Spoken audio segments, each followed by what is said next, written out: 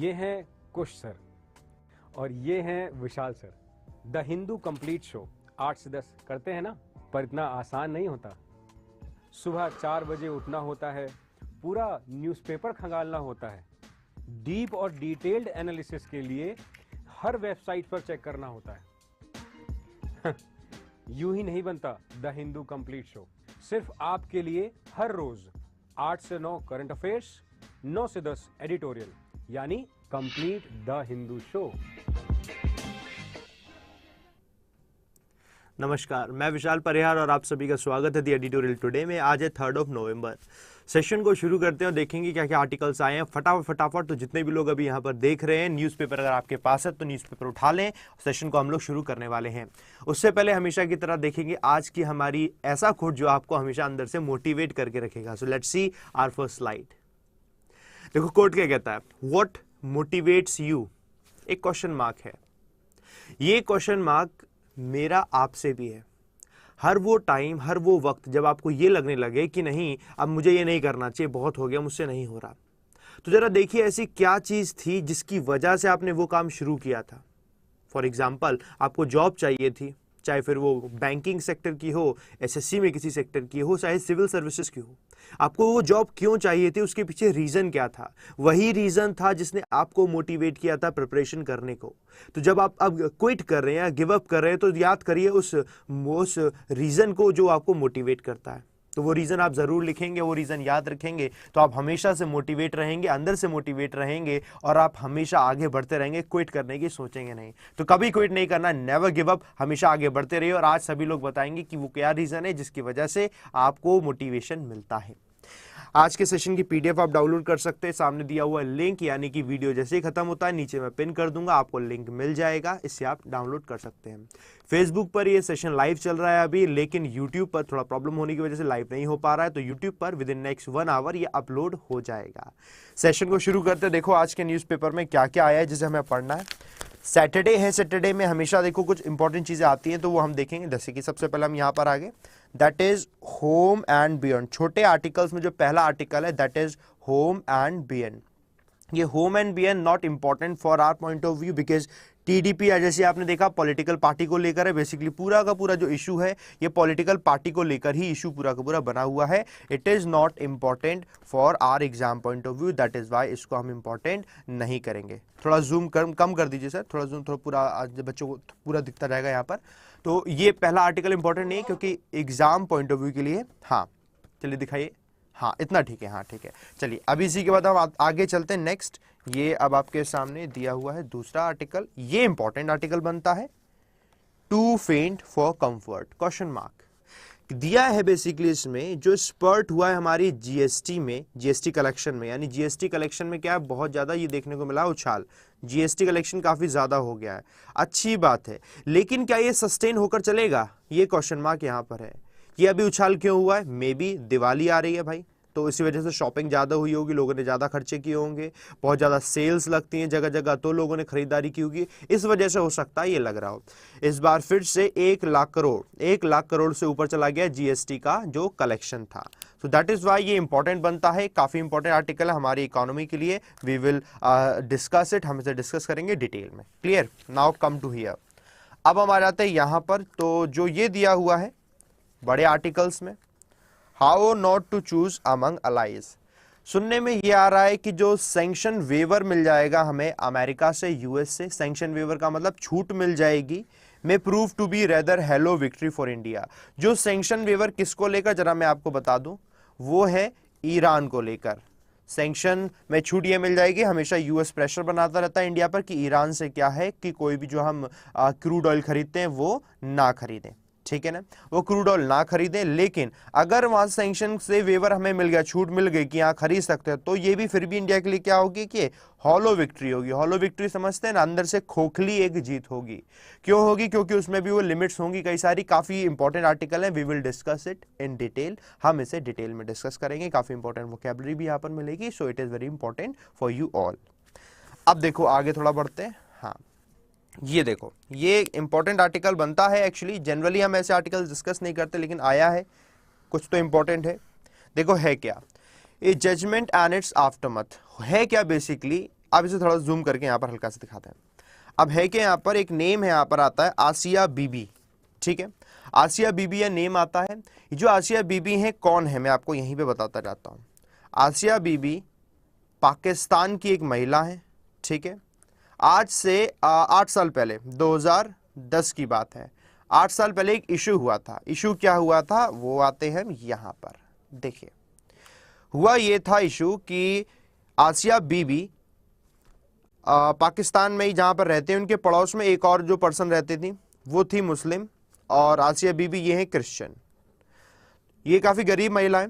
तो वहाँ पर बाहर धूप में काम करते करते एक दिन आसिया बीबी ने उनके गिलास से पानी पी लिया जो कि उस मुस्लिम महिला का था। तो उस मुस्लिम महिला ने कहा कि तुमने मेरे गिलास का पानी पी लिया तो क्या है, तुमने इसे अशुद्ध कर दिया। ऐसे कुछ बहस हुई जिसमें उन्होंने क्या किया, जो आसिया बीबी थी कुछ बहस में ऐसी शायद कोई बात बोल दी जिससे कि वहाँ पे प्रॉफिट मोहम्मद है उनका अपमान हुआ। तो वहाँ के लॉ के अकॉर्डिंग अगर ऐसी कोई बात हो जाती तो पाकिस्तान में उस आदमी को डेथ की सज़ा सुना दी जाती है। इनको सज़ा सुना दी गई थी कि फांसी की सज़ा तुम्हें मिल जाएगी, लेकिन इन्होंने गुहार लगाई, अपील की सुप्रीम कोर्ट ने। हाई कोर्ट ने कह दिया था तुम्हें डेथ की सज़ा सुनाई दी जाएगी। सुप्रीम कोर्ट में अपील की, सुप्रीम कोर्ट ने बरी कर दिया कि ऐसी कोई बड़ी बात नहीं है, क्योंकि इन्होंने क्योंकि प्रूफ नहीं मिले कोई, सिंपल ऐसे है ना, लोग इल्जाम तो लगा देते लेकिन ऐसा कोई प्रूफ नहीं मिले, तो उन्हें छोड़ दिया गया। तो इसकी वजह से हुआ क्या है कि जो पाकिस्तान की जनता है, ठीक है, पाकिस्तान की जनता है वो सड़क पर आ गई है, जगह जगह चीज़ों को जला रही है, सरकारी प्रॉपर्टी को इनके विरोध कर रही है। सीधी बात तो ये है। तो यार एक सिंपल सी बात समझो कि अगर किसी को कोई, अगर एक जनरली हम लोग ऐसे इश्यूज डिस्कस नहीं करते, बट हाँ अगर हमारे आसपास या अड़ोसी पड़ोसी देश में कुछ ऐसा हो रहा होगा कि जो हमें डिस्कस करने की जरूरत होगी तो हम डिस्कस करेंगे। इंपॉर्टेंट चीज़ यहाँ से पढ़ते जाओगे, देखो दिया होगा, ये दिया हुआ यहाँ से, the Bibi an illiterate berry picker was convicted of defiling the name of the prophet Muhammad. इसी में जरा हम यहां पर आ रहे हैं, देखो। She was accused, किसका accused थी? by her Muslim neighbors who objected to her drinking water from the same glass as them because she was Christian। तो उन्होंने कह दिया कि भाई ये खराब हो गया। Under Pakistan's ब्लेस्फेमी लॉ, इस याद रखना, इस लॉ के अंदर इनको सजा सुनाई जाती है। ब्लेस्फेमी लॉ में अगर कोई इस तरीके से करता है तो डेथ का सेंटेंस कर दिया जाता है। हर अलेज्ड कमेंट इज पनिशेबल, वो पनिशेबल होता है उनका जो कमेंट था, by death. In 2010 Miss Bibi at age 39 की थी वो, यानी कि 2010 से अब 2018 आ गया, 8 साल हो गया, वो सेंटेंस टू हैंग, वो तब से जेल में ही थी। But her final appeal remained pending until the supreme court decision on Wednesday, जो कि फाइनल अपील के बाद उन्हीं के पक्ष में फैसला आया है। बट देखो मीडिया हो और चाहे बाकी कोई भी हो, ठीक है, चाहे मीडिया हो चाहे कोई भी हो, हर जगह से ये तो मालूम पड़ रहा है कि इनका जो डिसीजन था वो अच्छा डिसीजन लिया, जो सुप्रीम कोर्ट ने डिसीजन लिया, लेकिन वहां की जनता है वो इस तरीके की हरकतें कर रही है जो भी है। तो आपको पता होना चाहिए बेसिकली क्या हो रहा है क्या नहीं हो रहा। छोटे मोटे अगर कुछ केसेस होते तो कोई मतलब नहीं बनता किसी भी देश का, ना ही डिस्कस करने के लिए इंपॉर्टेंट, लेकिन हाँ थोड़ा सा पता होना आपको जरूरी है, दैट इज वाई ये इंपॉर्टेंट है। कल को कहीं कुछ होगा तो आपको पता होगा। सैटरडे है तो नेक्स्ट जो पेज आता है वो ग्राउंड जीरो आता है हमेशा की तरह। तो ग्राउंड जीरो आया है, दिवाली का मौसम है भाई, है ना, दिवाली के मौसम को उसी को लेकर आए ग्राउंड जीरो, है ना। किसको लेकर है बेसिकली यहाँ पर, ग्रीन क्रैकर्स मेक शिवकाशी सी रेड। शिवकाशी टाउन है जहां पर सबसे ज्यादा पटाखे बनते हैं, ये आपको पता है।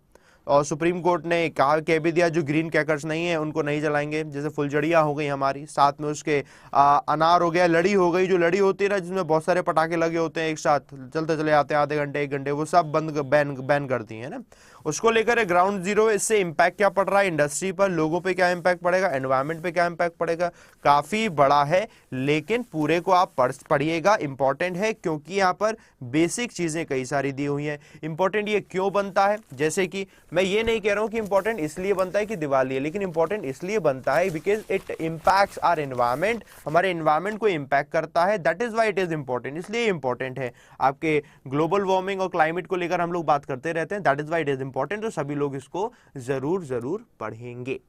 जितने भी लोग फेसबुक पर देख रहे हैं सेशन को शेयर कर दीजिएगा, बाकी मैक्सिमम स्टूडेंट्स को कनेक्ट करना है यहाँ पर ताकि उन सभी स्टूडेंट्स को पता चल पाए। चलिए एक और अच्छी खबर मैं आपके सामने दिखा दूं फर्स्ट स्लाइड में कि पूरी इंग्लिश का पार्ट 2 आ गया है, लिंक इस वीडियो के डिस्क्रिप्शन बॉक्स में दिया हुआ है, आप जाकर देख सकते हैं। दूसरा, इससे पहले भी अगर इसकी आप अलग से प्लेलिस्ट भी मैंने बना दी, जाके आप पार्ट 1 पार्ट 2 करके सारे पार्ट धीरे धीरे इसमें ऐड होते जाएंगे। आगे बढ़ते हैं। चलिए वोकैबुलरी वर्ड्स लिख लीजिएगा सब लोग वन बाय वन, जो मैं यहाँ बताता जाऊं और उसे याद करते जाएंगे। पहला वर्ड आपके सामने आया, that is the compliance. Compliance is use as a noun, ये नाउन की तरह यूज होता है, कई बार ये यूज हो चुका है। एनीथिंग और एनी एक्शन, एनी एक्ट, तो the action of fact of complying with wish और कमांड, कोई भी हमने कमांड दी या कोई भी हमने विश करी कि ऐसा होना चाहिए और वैसा आप करने लग जाएं, उसी एक्शन का अनुपालन करने लग जाएं, इसको इज कॉल्ड कंप्लायंस, ये नाउन की तरह यूज होता है, याद रखिएगा। अगला वर्ड है यहाँ पर डिस्टोर्शन, ION दिया हुआ, दैट मींस नाउन की तरह यूज होगा। डिस्टोर्शन का मतलब है ए स्टेटमेंट दैट ट्विस्ट फैक्ट, जिससे कि फैक्ट क्या है, बदल जाए, जो सच बात है वो सच ना रह जाए, कुछ और बदल जाए, तो वो आपका होता है डिस्टोर्शन, चाहे वो स्टेटमेंट हो चाहे कोई भी आपका ऐसा कोई काम हो। ए मिस रिप्रेजेंटेशन हम अच्छे से समझ सकते हैं, विकृति हमने इसको हिंदी में लिखा है। अगला वर्ड है यहाँ पर, that is the lacklustre. Most of the words that has any word, या फिर कोई भी ऐसा वर्ड जिसमें लैक आ रहा है, तो यानी लैक से रिलेटेड, कमी से रिलेटेड कोई बात हो रही है। लैकलस्टर जो होता है आपका एडजेक्टिव की तरह यूज होता है, which means lacking in Vitality, force और कन्विक्शन, किसी भी चीज में कमी हो जाए बेसिकली वो लैकलस्टर होता है। अनइंस्पायर्ड और अनइंस्पायरिंग भी इसका दूसरा सेंस हो जाएगा, तो अनइंस्पायर्ड है तो लैकिंग है उसमें, अनइंस्पायरिंग है लैकिंग है, इसे याद रखिएगा। अगला वर्ड है यहाँ पर प्लेग। प्लेग एक बीमारी होती है तो वो नाउन की तरह यूज होता है, लेकिन प्लेग अगर आपका वर्ब की तरह यूज होता है तो वही काम करता है जो एक बीमारी करती है। बीमारी क्या काम करती है, कॉज कॉन्टिन्यूअल ट्रबल, तो अगर आपको कॉन्टिन्यूअल ट्रबल मिल रहा है, परेशानी मिल रही है, डिस्ट्रेस मिल रहा है, यानी कष्ट देना इसका सेंस होगा, तो ये वर्ब की तरह यूज होता है और ये इसका मतलब हो जाएगा। That means plague means cause continual trouble, लगातार परेशानी देना। अगला वर्ड है स्पर्ट। इकोनॉमी के टर्म में अगर आप जाएंगे तो स्पर्ट वर्ड काफी कॉमन है, विच मींस किसी भी चीज में एकदम से इंक्रीज हो जाना, उछाल देखने को मिलना। तो a sudden marked burst is called spurt, ये आपका एक स्पर्ट होता है, नाउन की तरह यूज होता है। उछाल हमने इसको लिखा, तो उछाल वो वाला उछाल नहीं है, ठीक है। तो मार्केट में एकदम से इंक्रीज होना उछाल होता है। वेवर क्या होता है, वेवर नाउन की तरह यूज होता है, यानी किसी भी चीज में रियायत मिल जाना, छूट मिल जाना। सो ये हो जाएगा ए रिनंसिएशन, सरेंडर और रिजेक्शन हम कह सकते हैं, लेकिन उसकी छूट के सेंस में यहाँ पर यूज हुआ है, तो ये याद रखिएगा कैसे हम इसे यूज करते हैं। सैंक्शन में छूट मिल गई तो सैंक्शन वेवर, यहाँ पर वर्ड है पूरा का पूरा। हॉलो दूसरा वर्ड है, कॉमन वर्ड है, पता होना चाहिए, एडजेक्टिव होता है जिसका मतलब है कोई भी चीज खोखली होना। हैविंग अ होल और एम्प्टी स्पेस इनसाइड, लेकिन इसका मतलब ये नहीं कि कोई चीज खोखली सिर्फ दिखने में ही, हार्ड में जहां पर ऑब्जेक्ट ही हो कोई आपके सामने वही खोखला हो। अब जैसे यहां यूज हुआ एक हॉलो विक्ट्री, ये टर्म यूज हुआ है। हॉलो विक्ट्री का मतलब है खोखली एक जीत हो गई, एग्जैक्टली जो जीत है बट अंदर से बेसिकली कुछ नहीं है, तो ऐसे भी ये टर्म यूज होता है हॉलो। अगला वर्ड इज स्लाइड का, दैट इज क्यूमुलेटिव, एडजेक्टिव की तरह यूज होता है, जिसका मतलब इंक्रीजिंग और increased in quantity, degree, force by successive additions, चीजें ऐड होती जा रही हैं, जिससे कि क्या है, इंक्रीजिंग देखने को मिल रही है क्वांटिटी में, डिग्री में, फोर्स में। तो ये आपका वर्ड यहाँ हुए, सारे स्क्रीनशॉट लीजिए इसके, याद करते रहिएगा, हर एक वर्ड का इंपॉर्टेंट वर्ड्स हैं सारे। अगला वर्ड हम देखते हैं अगली स्लाइड में, दैट इज मैनीफोल्ड। मैनीफोल्ड का मतलब कई सारे, यानी कि मैनी और वेरियस, एडजेक्टिव की तरह हमारा ये यूज होता है वर्ड, दैट इज मैनीफोल्ड। अगला वर्ड है that is circumvent. Circumvent verb की तरह यूज होता है। सरकमफेरेंस आप पढ़ते हैं ना, परिधि होती है, वही सरकमवेंट है, वर्ब की तरह यूज होता है। Find a way around an obstacle, या फिर हमने कहा अवॉइड करना, दरकिनार करना, किसी को कोने कोने पे करना, वही आपका उससे वर्ड ये आपका बना है, दैट इज सरकमवेंट, याद रखिएगा ये वर्ब की तरह यूज होता है। अगला वर्ड है यहाँ पर, that is dwindle. Once again it is used as a verb which means diminish gradually in size, amount और स्ट्रेंथ। साइज, अमाउंट और स्ट्रेंथ में धीरे धीरे क्या होना, कमी आना, डिमिनिश हो जाना, इज कॉल्ड ड्विंडल, ये वर्ब की तरह आपका यूज होता है। अगला वर्ड है यहाँ पर, that is recede. Recede is used as a verb, ये वर्ब की तरह यूज होता है, जिसका मतलब है ग्रेजुअली डिमिनिश या फिर लेसन होना, दोनों का मतलब काफी हद तक सेम हो गया, इसे याद रखिएगा। अगला वर्ड है नॉट। नॉट का मतलब जीरो हो जाना, कुछ भी नहीं रह जाना, नथिंग, तो ये नॉट है जो कि प्रोनाउन की तरह यूज होता है। नाउन इसका अगर हम कह सकते हैं तो नथिंग नाउन है और इसका ये प्रोनाउन है, इसे याद रखिएगा। अगला वर्ड है यहाँ पर हेजल, ये नाउन की तरह यूज होता है, जिसका मतलब है इरिटेटिंग इनकन्वीनियंस, यानी कि कोई ऐसी चीज जो कि आपको किसी काम करने से रोक देती हो, बाधा बन जाती हो आपके सामने, वो आपके लिए हेजल की तरह काम करेगी, नाउन की तरह यूज होता है। अगला जो लास्ट वर्ड है दैट इज डायर, ये एडजेक्टिव की तरह यूज होता है जिसका मतलब है एक्सट्रीमली सीरियस और अर्जेंट। कोई भी चीज बहुत ज्यादा सीरियस भयानक हो जाती है वो आपकी डायर हो जाती है और ये क्वालिटी रिप्रेजेंट करता है, दैट इज वाई एडजेक्टिव की तरह यूज होता है। आज के लिए जो वोकैबुलरी वर्ड्स थे वो यहां तक ही थे, इसको याद रखिएगा आप सभी लोग, इंपॉर्टेंट है। याद करें कैसे करेंगे ये आपका एक सवाल बनता है, सिर्फ वोकैब तो हम डेली पढ़ते हैं, तो जितने भी लोग नए देख रहे हैं उन्हें पता नहीं है तो मैं आपको बता दूं, इसको याद करने का तरीका जो बाकी स्टूडेंट्स करते हैं, कमेंट बॉक्स पे हर एक वर्ड का वो लोग यूज लिखते हैं, आप यूजेज लिखिए, जैसा भी लिख पाते हैं आप लिखिए, फिर देखिए what other students are writing on that particular vocabulary word, वो कैसे लिख रहे हैं उसका यूज। डेफिनेटली आपको सारे याद हो जाएंगे words with in next 15 days. मैं आपको कह रहा हूं 15 दिन का टारगेट, 5 दिन हो चुके हैं, 10 दिन और करिए कॉन्टिन्यूसली, आपको सारे वोकैबुलरी वर्ड्स याद हो जाएंगे। नहीं पता कैसे लिखते हैं तो जाइएगा कमेंट बॉक्स में देखिएगा बाकी बच्चे कैसे लिख रहे हैं, हर एक वोकैबुलरी वर्ड का यूज देखिए, उसके बाद आप इसे आगे बढ़िए। बाकी लोग बहुत अच्छे से लिख रहे हैं, कॉन्टिन्यूसली ऐसे लिखते रहे। चलो अब डिटेल में जो हम आर्टिकल डिस्कस करेंगे उसमें पहला आया आपका टू फेंट फॉर कंफर्ट। कंफर्ट के लिए क्या ज्यादा फेंट हो जाओगे आप लोग, यानी कि अब जो इस बार कलेक्शन हो गया, क्या बहुत बढ़िया कलेक्शन है, शांत हो जाना नहीं, ये कॉन्टिन्यूसली बना रहे तो ठीक है। 1 लाख करोड़ से ज्यादा का जीएसटी कलेक्शन हुआ है, जो कि पहले भी एक बार हो चुका, लेकिन उससे पहले अभी बीच में कम ही रहा। देखो, While this spurt in GST collections brings cheer, ये खुशियां लेकर आती है, it must be sustained to be impactful. Sustain होना इसका बहुत जरूरी है इंपैक्टफुल बनाए रखने के लिए। कैसे? As the central government struggles to contain its widening fiscal deficit, central government कोशिश कर रही है, स्ट्रगल कर रही है, किससे? क्योंकि इसका जो फिस्कल डेफिसिट बढ़ रहा है, जो गैप बढ़ रहा है। फिस्कल डेफिसिट क्या होता है ये आप मुझे जरूर बताएंगे कमेंट बॉक्स पे डिटेल में, मैं आपको बता दूं उसका वित्तीय घाटा, इसको मैंने हिंदी में बता दिया, बहुत बार बता चुका हूं, तो फिस्कल डेफिसिट आप बताएंगे। There is some good news on the revenue front. Good news क्या है? Goods and services tax collection in the month of October cross 1 lakh crore mark with total collections of the month standing 1 lakh, इतना आपका आया था total का total. चलो अक्टूबर के month का है, आगे बढ़ते हैं। क्या है? The increase in GST collections comes at a time when the centre, अच्छी वक्त पे आया है, when the centre has been unable to control its spending in the run up to general election due by next summer. Next summer में जो election होने वाले उसमें पैसा काफी सारा लगने वाला है, तो अच्छी बात है कि अभी यहाँ पर पैसा आ गया, तो ये काफी हद तक यूज होगा। According to data released last week, the government's fiscal deficit reached 95.3% of its budgeted estimate. जो भी budgeted estimate सोचा जाता था उसका 95.3% तक fiscal deficit पहुंच गया है, जो कि बहुत खराब बात है। वो भी कब तक? By the first half of the year, बाकी हाफ में कहीं और ज्यादा ना निकल जाए। fiscal deficit कैसे होता है मैं आपको जरा बता दूं, बहुत सारी चीजें हैं fiscal deficit में जो इसके लिए रोल प्ले करती हैं। सबसे पहले fiscal आता है नाम, तो बैंक आता है, बैंक में जितने भी फ्रॉड हो जाते हैं, एनपीए बढ़ते जाते हैं, वो फिस्कल डेफिसिट में आ जाते हैं। इसके अलावा अगर हमारी गवर्नमेंट, किसी भी देश की गवर्नमेंट कोई भी पॉलिसी निकालती है, राइट, कोई भी पॉलिसी निकाली जो कि वेलफेयर के लिए है, ठीक है, उसमें वो पैसा जा रहा है, वो पैसा जा रहा है, लेकिन उसे बेनिफिट कुछ भी नहीं हो पा रहा है ना, तो वो आपका पैसा वेलफेयर स्कीम में लेकर जाता है, उसमें बेनिफिट नहीं देखा जाता, लेकिन वो गया तो गया ना, और कहीं और से अगर उसकी पूर्ति नहीं हो पा रही है तो फिर वो भी घाटे में हो जाएगा। आप एक्सपोर्ट क्या है ज्यादा कर रहे हैं, कम कर रहे हैं, एक्सपोर्ट कम कर रहे हैं, इंपोर्ट ज्यादा कर रहे हैं, ये इंपोर्ट ज्यादा हो गया और एक्सपोर्ट कम हो गया, तो इन दोनों के बीच का जो डेफिसिट है वो करंट अकाउंट डेफिसिट में आ जाता है, तो वो भी आपका फिस्कल डेफिसिट में इंक्लूड हो जाता है। तो ऐसे ये बढ़ जाता है। Direct tax collections to have increase, अभी कुछ टाइम पहले हम पढ़ चुके थे डायरेक्ट और इनडायरेक्ट टैक्स कलेक्शन में। Indirect tax payers, indirect tax collection ज्यादा होता, डायरेक्ट कम होता, बल्कि टैक्स पेयर्स बड़े हैं, बल्कि फिर भी थोड़ा बड़ा है डायरेक्ट टैक्स कलेक्शन, लेकिन बहुत ज्यादा नहीं बढ़ा है। So direct tax collections to have increase, बढ़ा है over the past few years, लेकिन बहुत ज्यादा नहीं बढ़ा है, reaching an all time high 10 lakh crore rupees in 2017-18, helping to fund the deficit, लेकिन उसने भी जितना भी बढ़ा है तो हेल्प तो करी है।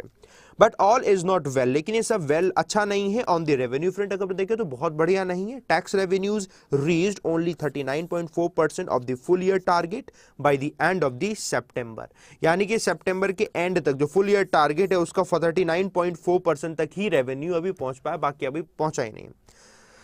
द फेस्टिव सीजन है, दिवाली है, to has failed to meet expectation, लेकिन एक्सपेक्टेशंस के हिसाब से इसमें भी इतनी ज्यादा खरीदारी नहीं की है लोगों ने, इतना ज्यादा सेलिंग नहीं हुई है, रेवेन्यू इसमें भी उतना ज्यादा नहीं आया जितना आना चाहिए था। हालांकि पहले से बेटर है, लेकिन वो तो जनरल हो गई होगा क्योंकि फेस्टिवल है, लोग खरीदेंगे, लेकिन वही है ना कि उतना नहीं हुआ जितना उन्होंने सोचा था। As of now with many customer facing business reporting lacklustre sale, जो बिजनेस रिपोर्टिंग लैकलस्टर है, लैकलस्टर सेल्स के बारे में बहुत ज्यादा कमियां देखने को जो मिल रही है वो ये ऐसे सारे कंज्यूमर जो बिजनेस को डायरेक्ट कस्टमर से रिलेट करते हैं, जैसे छोटी छोटी चीजें बता दें, एग्जाम्पल इसमें दिया था, हो गई बात टीवी की, हो गई बात फ्रिज की, हो गई कोई भी इलेक्ट्रॉनिक हमारे अप्लायंसेज होते हैं किसी की भी, वो इतने सेल में नहीं हो रहे जितने कि हर साल होते थे। बाकी बहुत सारे इक्विपमेंट होते हैं जिसमें कंज्यूमर डायरेक्टली कनेक्ट होता है बिजनेस में, तो ऐसे में इतनी ज्यादा शॉपिंग नहीं हुई जितनी कि पिछले साल हुई होगी।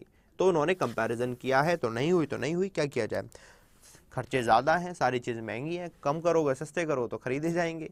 कोशिश लेकिन गवर्नमेंट की पता ये रहती है कि जब कोई भी त्योहार आता है तो चीजें थोड़ा क्या है कि सस्ती कर दी जाए ताकि लोग त्योहार मना भी पाए अच्छे से और चीजें खरीद पाए। लेकिन अगर लोग नहीं खरीद रहे उस लेवल की, तो ये भी एक पॉइंट बनता है, गवर्नमेंट के पास रेवेन्यू नहीं आ रहा। आया है, बहुत कम आया, लेकिन बहुत ज्यादा नहीं आया। GST collection in October is also still significantly below the expectation of 1.10 lakh यानी 1.10 लाख करोड़ का सोचा गया था, लेकिन उससे कम आया है क्योंकि दिवाली में लोगों ने इतनी शॉपिंग नहीं करी। हालांकि की है तो पहले से ज्यादा है, 1 लाख को क्रॉस कर गया, लेकिन 1.1 लाख करोड़ सोचा गया था तो वो नहीं आया।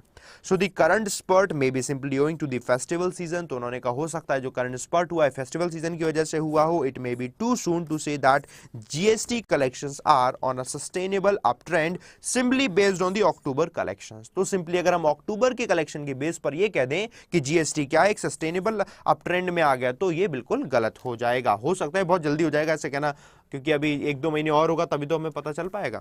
फाइनल वर्ड्स में इन्होंने कहा the government should continue the effort to make the GST more tax payer friendly, ताकि लोग और टैक्स पेयर फ्रेंडली काफी अच्छे से बने रहें। Bringing down the cost and hassle of compliance, hassle का मतलब जो दिक्कतें आ रही है कंप्लायंस की, to achieve a sustained rise in collections में एक सस्टेन्ड राइज आपको देखने को मिलता रहे। तो गवर्नमेंट को कोशिशें करती रहनी चाहिए।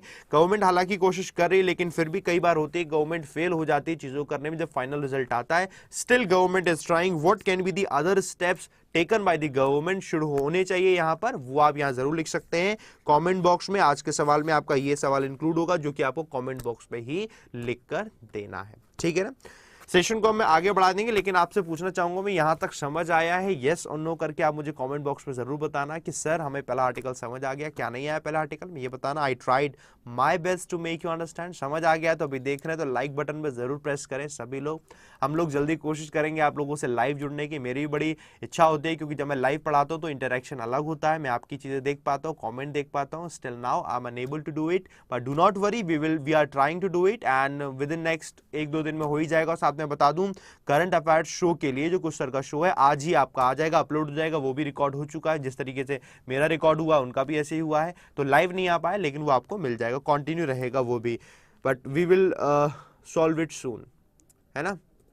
चलो क्विज गेम की तरफ बढ़ते हैं। क्विज गेम में पहला क्वेश्चन 1 बाय 1 देखते हैं। The supreme court on November 1 यानी कि परसों 2018 fixed what deadline for filing the claims and objections by individuals excluded from the first draft of Assam NRC। याद रखिएगा रिसेंट में कोई भी एग्जाम है इंपॉर्टेंट हो सकता है, that is option number B, December 15। अगला बढ़ते हैं हम यहाँ पर, ये गलत हो गया लगता है मुझे भी, ये November 15 होना चाहिए, है ना। आजकल आंसर पता नहीं क्यों गलत हो जाए, जरा इसे चेक कर लेना। कल वाला अनुपम खेर ही सही आंसर था, मैं कह रहा था अनुपम खेर सही आंसर है, लेकिन इसे ये शायद गलत हो गया है। जरा देख लेना इसको फिर से ना, नहीं तो फिर मैं देखूंगा कंफ्यूजन हो जाता है। Which organisation publishes the ease of doing business index every year, ये आप इसका आंसर दें, ये आपको पता होगा हालांकि, that is option number C, World Bank. अगला क्वेश्चन यहाँ पर इंपॉर्टेंट फिर से बनता है क्योंकि रिसेंट से रिलेटेड है। Prime minister Narendra Modi launch the union government support and outreach initiative for which sector, name that sector, it is important exam point of view से भी, और अगर आप उस फील्ड से रिलेटेड है तो आपके लिए भी इंपॉर्टेंट है, दैट इज MSME। अगला क्वेश्चन यहाँ पर, India's first justice city will come up in which of the following cities. तो जस्टिस सिटी, तो अगर आप चेक करेंगे सबसे पहले तो आपका स्टेट का नेम आएगा, देन उसके बाद सिटी का name that is the Amravati, तो इसे याद रखिएगा, आंध्र प्रदेश। आगे बढ़ते हैं अगले क्वेश्चन के लिए। The ministry of home affairs recently approved a safe city project under the Nirbhaya fund scheme for which city? Name that city, and this is the name of the capital of Uttar Pradesh, that is Lucknow. अब question number 1 का क्या answer है check करके comment box में जरूर बता दीजिएगा ताकि किसी का भी कोई कंफ्यूजन ना रहे। आगे बढ़ते हैं हम अगले क्वेश्चन के बाद आर्टिकल पर, that is how not to choose among allies. Allies में से कैसे हम किसको चूज करें किसको नहीं चूज करें। ये सब अलाइज ही थे जो बाद में जाके अलग हो गए, फिर वो चाहे यूएस हो, रशिया हो, चाइना हो, चाहे ईरान हो, राइट। अब उसी में हमें चूज करना है यार, यूएस को चूज करें, रशिया को चूज करें, कहाँ चूज करें, गड़बड़ है। तो बेसिकली देखो अब क्या है कि एक रिपोर्ट अभी आई नहीं है हालांकि, लेकिन ऐसे ही यूएस से कई जगह से बोलता है ना, गुप्त सूत्र से खबर मिली। खबर ये मिली है कि यूएस क्या करेगा इंडिया के ऊपर से, इनफैक्ट कई कंट्री के नेम है वहां पर, जिससे कि क्या है उनके ऊपर से सैंक्शन वेवर दे देगा। सैंक्शन वेवर का मतलब सैंक्शंस हटा देगा, कुछ छूट मिल जाएगी कि आप ईरान से जो क्रूड ऑयल खरीद रहे हैं वो खरीद सकते हैं। ठीक है, ये छूट मिल जाएगी तो अच्छी बात है, लेकिन यहां पर राइटर कह रहे हैं ये छूट मिल जाएगी तो कोई खास छूट मिलने से कोई फायदा नहीं होने वाला बहुत ज्यादा। इस sanctions waiver from the US में prove to be a rather hollow victory for India. ये इंडिया के लिए एक हॉलो विक्ट्री ही रहने वाली, एकदम खोखली जीत रहने वाली। क्यों खोखली बोला जा रहा है, we will read the article then we will understand it. आपको काटसा के बारे में पता होगा, CAAT ऐसे काटसा आया था, ये एक्ट था जिस एक्ट के थ्रू क्या था कि जो भी कोई country Russia, Iran and north Korea, right, Russia, Iran और नॉर्थ कोरिया से कोई भी डील करता है अगर, तो उस पर सैंक्शन लग जाएंगे, राइट, उस पर सैंक्शंस लग जाएंगे। ये उस काटसा के अंतर्गत था। अब देखो जरा पढ़ते हैं। इंडिया तो करता है ना डील, इंडिया ने रशिया से किया अभी रिसेंट में, वो करता ही रहेगा इंडिया। तो वो देखते हैं क्या है। इनमें थोड़ा पास्ट की बात बोली जा रही है, तब की जब हिलेरी क्लिंटन थी यूएस सेक्रेटरी ऑफ स्टेट, वो India I, visited Delhi on behalf of western countries, जो वेस्टर्न कंट्रीज की थी, negotiating joint comprehensive plan of action, जो कि JCPOA था। तब इन्होंने क्या किया था, on the nuclear deal with Iran के साथ न्यूक्लियर डील के साथ। ईरान भी इसका मेंबर था, और कितने मेंबर अभी बताऊंगा। टू कन्विंस इंडिया, तब इंडिया को ये कन्विंस करने के लिए, to cut its oil imports from Iran से अपना ऑयल इंपोर्ट्स कम कर ले। इसमें देखो बाद में ये अलग हो गया उससे, कौन कौन थे जरा आपको पता होना चाहिए। इसमें देखो ये कंट्री थी China, France, Germany, European union, Iran, Russia, UK और यूएस अब बाद में इसमें से हट गया है ना। अब ये उन्होंने तब किया था, बाकी थोड़ा पढ़ लीजिएगा इसके बारे में, थोड़ा आपको पता होना जरूरी। तो हमने ये पढ़ा। अब देखो आगे आते हैं। ये तब था, अब क्या हो गया, चेंज टाइम, समय चेंज हुआ उसके हिसाब से। अब देखो तब के बाद से US officials have led a series of delegations. अब उन्होंने सीरीज ऑफ डेलीगेशन की, यानी एक के बाद एक कोई ना कोई डेलीगेशन यूएस से इंडिया आता रहा, कोई ना कोई डील करता रहा, और उस पर दबाव इंडिया पर भी डालते रहे। To New Delhi in the latest few months they have had a similar mission था उनका भी, but with a completely different backdrop. And what was that? For starters, these sanctions that the US now proposes trying to ensure India adheres to have been placed not in order to forge any deal। यानी India उनकी सारी बातों को adhere करे, ये माने, और कोई भी डील ना करे ईरान से, but because the Trump administration has walked out of the JCPOA, सिर्फ इसीलिए क्योंकि US इसमें से बाहर निकल गया था ईरान न्यूक्लियर डील से। ये आपको सबको पता है, सिर्फ इसलिए अभी तक US ने कोई भी ऐसे एविडेंस नहीं दिए जिससे कि ये पता चले कि ईरान ने उस न्यूक्लियर डील के अंदर जो बातें बोली गई थी उनसे कंप्लायंस ना किया हो या उसका किसी का वायोलेशन किया हो। स्टिल वो ये चाहता है, क्यों? It is the powerful country. ये होता ही है, जिसकी लाठी उसकी भैंस वाली कंडीशन है, बस अपने पास पावर। अगला क्या है देखो, एक तो ये it has the US has no support. इस वजह से क्या यूएस को कोई सपोर्ट नहीं मिलता, बाकी जितनी भी यहां पर कंट्री है वो कोई सपोर्ट इस चीज में नहीं करती from any other country involve in the deal. And the UN has expressed grave misgivings about the decision. The US has given no evidence that Iran in any way violated the terms of the JCPOA. अभी तक कोई भी evidence नहीं दिया, फिर भी US कहता है इनके साथ सैंक्शंस लगा दो इस पर। In fact, the International Atomic Energy Agency agency's June report concluded that Iran's stockpile of uranium and heavy water, uranium और heavy water का जो stockpile किया था ईरान ने, as well as its implementation of additional protocols were in compliance. वो सारे के सारे compliance में थे, सारी चीजों का उसने अनुपालन किया था with the agreement, जैसा agreement में किया गया है. It means Iran has not violated any terms of the condition that was included in that deal. फिर भी ये कंडीशन सामने आपको पता होना जरूरी है. आपको अगर नहीं पता तो everything should be known to you, right. आगे देखो क्या है इंडिया के लिए.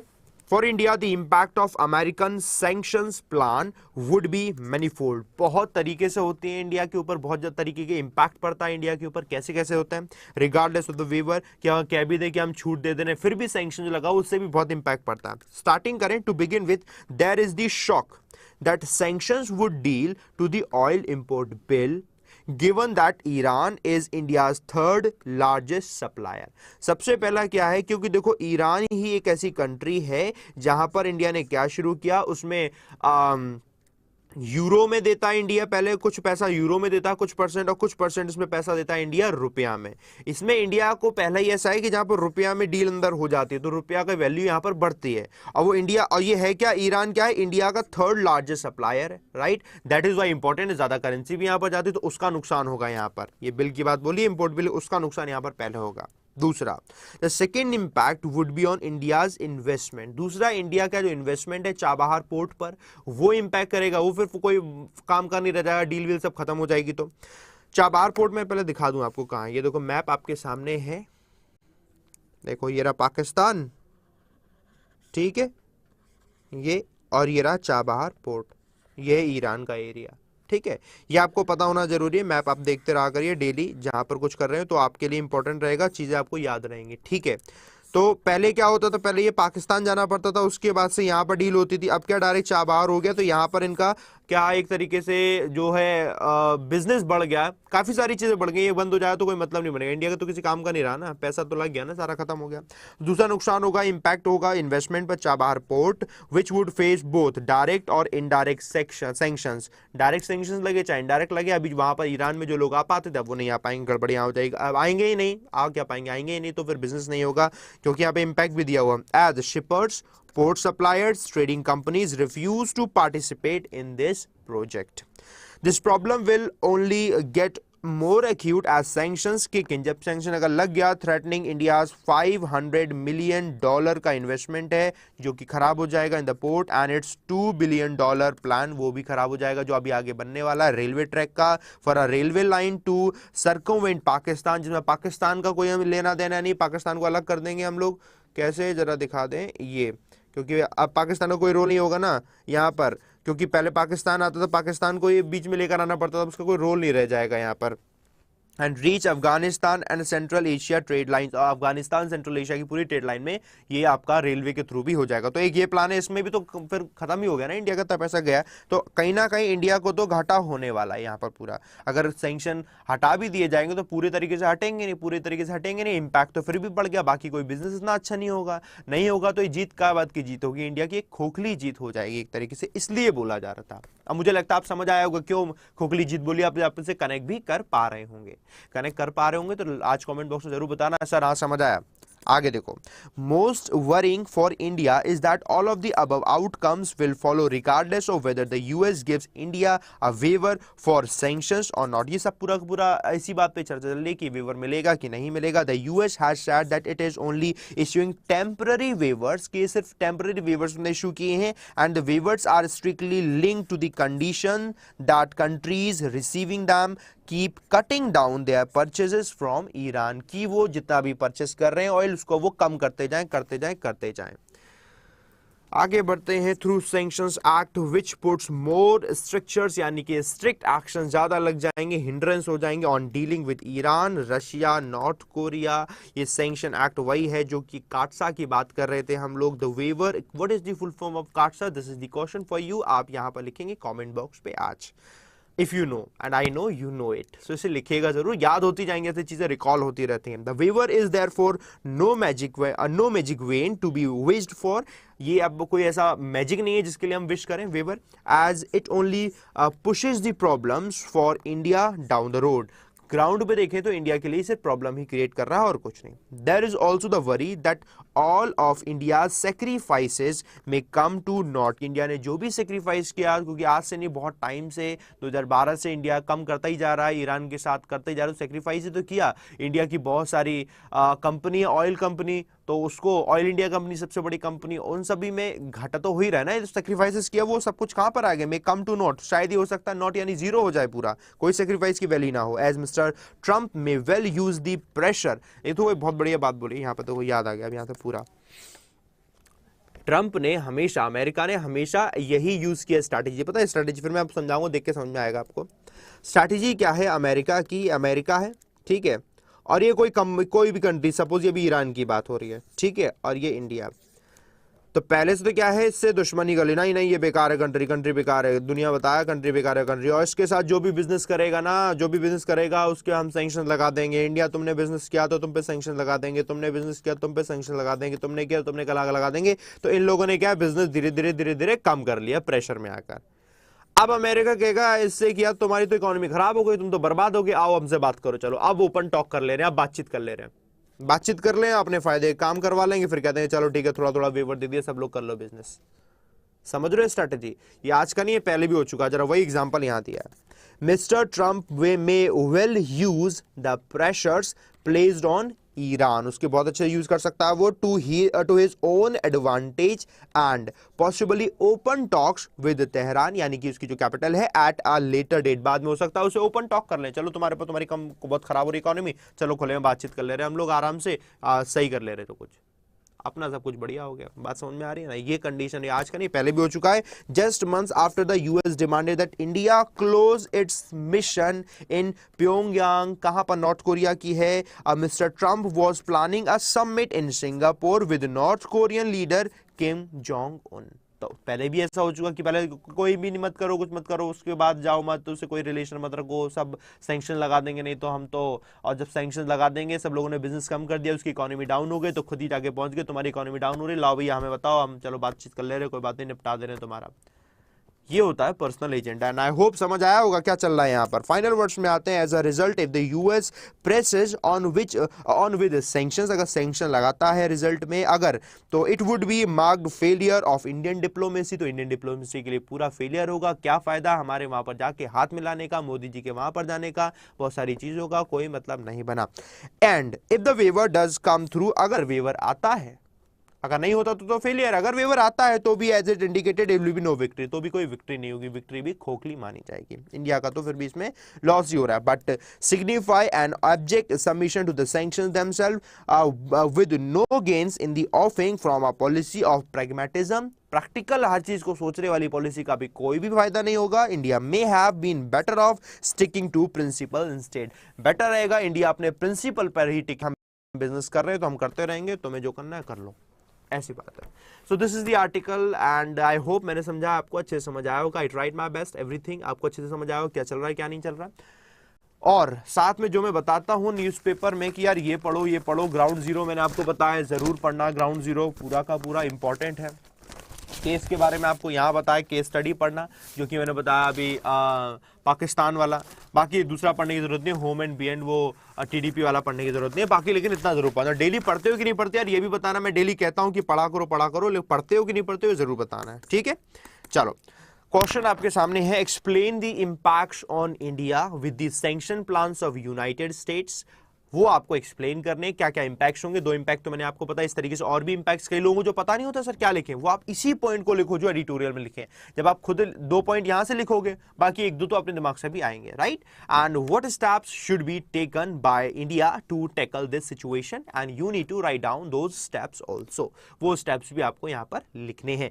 कहां पर लिखने हैं इन सबको वो मैं बता दूं, मेरी मेल आईडी पर आपको लिखकर भेजने हैं. और कल संडे है, मैं सभी के आंसर्स पोस्ट करूंगा कल डेफिनेटली. आज कुछ कर दूंगा, कुछ अब कल कर दूंगा. vishal.parihar@ adda247.com, this is my mail ID। इसमें आपको सबको सेंड करने हैं, पोस्ट में कर दूंगा सबके आंसर्स। कहां पर करूंगा? एट माई फेसबुक पेज, वो आप मुझसे ढूंढ लीजिएगा, विशाल परिहार, वहां पर ढूंढिएगा, आपको मिल जाएगा और मैं पोस्ट करके पिन कर दूंगा। कई बच्चों को आंसर्स मिल नहीं पाते हैं पोस्ट, क्योंकि वो आगे पीछे हो जाते हैं, बट डोंट वरी, मैं उसको पिन कर दूंगा, ठीक है? तो सभी के आंसर, सभी को आंसर्स भेजने हैं। ऑल ऑफ दोज जिनका एग्जाम है IBPS PO मेंस का, उनके लिए तो मोस्ट इंपॉर्टेंट होगा, इसलिए याद रखिएगा। It can be in your exam, so काफी सारे तरीके हैं वो आपको देखने को वहां पर मिलेंगे। सो इसका आप आंसर सभी लोग लिखकर मुझे भेजेंगे और we are trying to come in online mode live with you, but देखो जल्दी से जल्दी कोशिश कर रहे हैं सही हो जाए, सही हो जाएगा जितनी जल्दी उतनी जल्दी हम लोग आपसे जुड़ेंगे लाइव। अभी लेकिन फेसबुक पर ये लाइव चल रहा है, तो आप तब तक फेसबुक पर लाइव देख सकते हैं, इसको एंजॉय करिए, पढ़िए और उसके बाद कोशिश करेंगे 1-2 दिन में ही सही हो जाए। नहीं सही हो जाता 2-4 दिन में तो सही होगा ही होगा। जितनी जल्दी सही हो जाएगा उतनी जल्दी हम लोग आपसे फिर यूट्यूब पर भी लाइव जुड़ेंगे। टिल देन आप लाइव नहीं जुड़ पा रहे तो ऑफलाइन में ही आपको स्टडी को करना है, कंटिन्यू रखना है, रुकना नहीं है, क्योंकि कल मैंने देखा स्टूडेंट, बहुत कम स्टूडेंट्स ने एडिटोरियल का सेशन देखा। ऐसा क्यों देखा? मे बी टाइम का इशू रहा हो, बट सभी को देखना है, एक दिन भी मिस नहीं करना है, इसमें आपका बेनिफिट होने वाला है।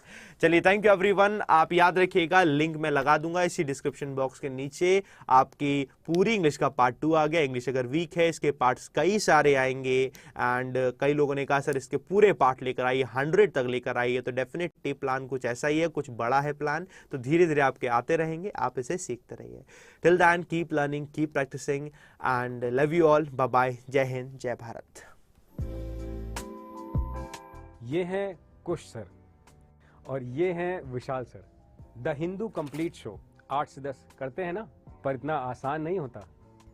सुबह 4 बजे उठना होता है, पूरा न्यूज़पेपर खंगालना होता है, डीप और डिटेल्ड एनालिसिस के लिए हर वेबसाइट पर चेक करना होता है। यूं ही नहीं बनता द हिंदू कंप्लीट शो। सिर्फ आपके लिए हर रोज 8 से 9 करंट अफेयर्स, 9 से 10 एडिटोरियल, यानी कंप्लीट द हिंदू शो।